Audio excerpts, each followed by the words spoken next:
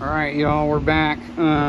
Like, we're trying to keep more content coming out for you who have subscribed. We're not really trying to be big, I guess. If we get there, whatever.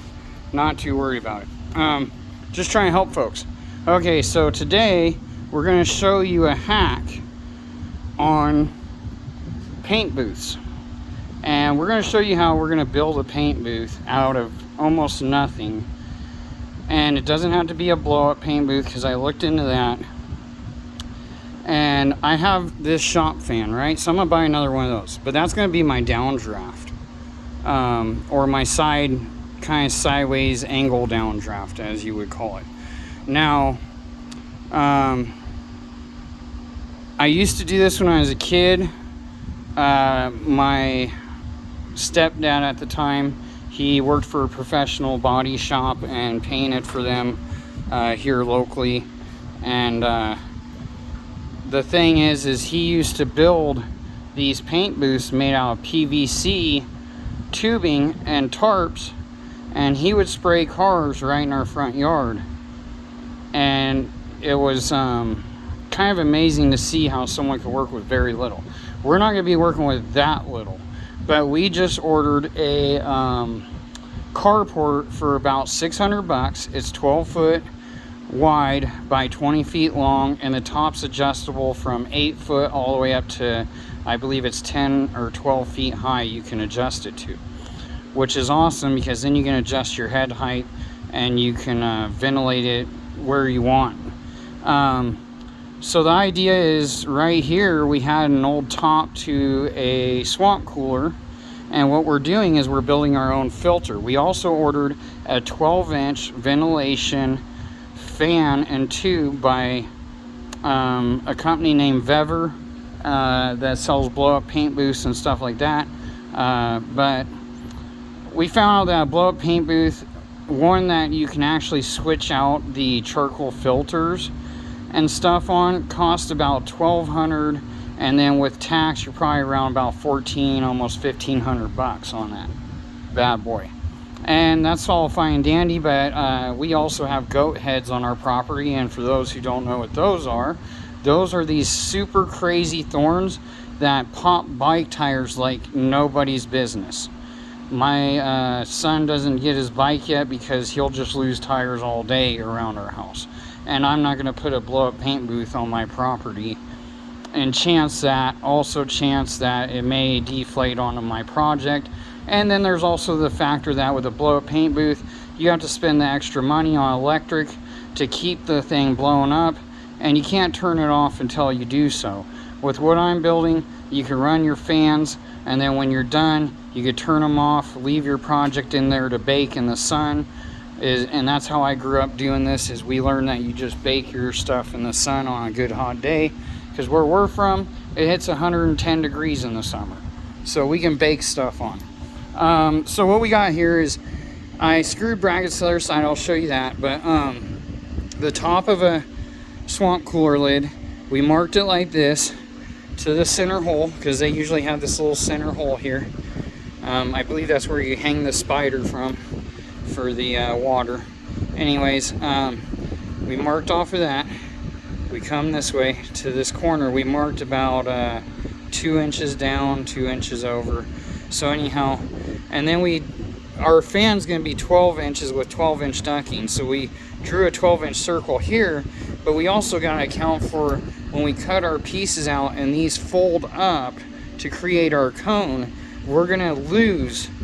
It's going to get wider, so we went in about 1.5 inches, so that way we can adjust for that opening up like so, because once we cut this, these are going to bend up slightly, so that way basically you're taking the back of this lid and you're creating a cone on the back to an opening to go buy a 12-inch piece of plenum or metal ducting and put it inside there. And then on the other side, because this is what we do, we get creative, I put in these brackets I had. I don't remember where I got them. I think I was building a steel shop, and these are called Z Z clips or something like that.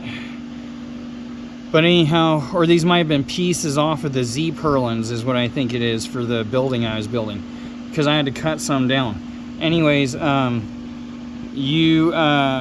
put my screws this way because these are going to keep my filter floated above this, so when this sucks, it's not just sucking through a 12-inch hole, it's sucking through this whole panel. Basically, it's utilizing this whole filter space as a way to vacate all your exhaust fumes, your overspray.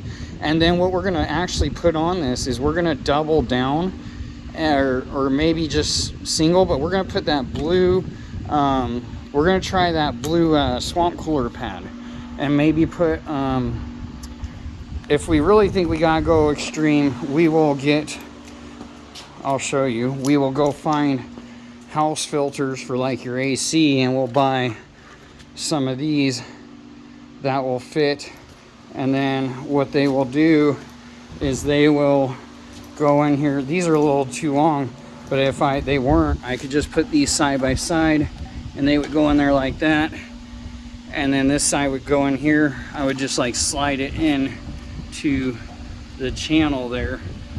And then I would have them basically meet here in the middle, or I can get one big one that I can click into place. And I may use actual AC filter, I'm not sure yet. I'm gonna have to kind of tinker with that.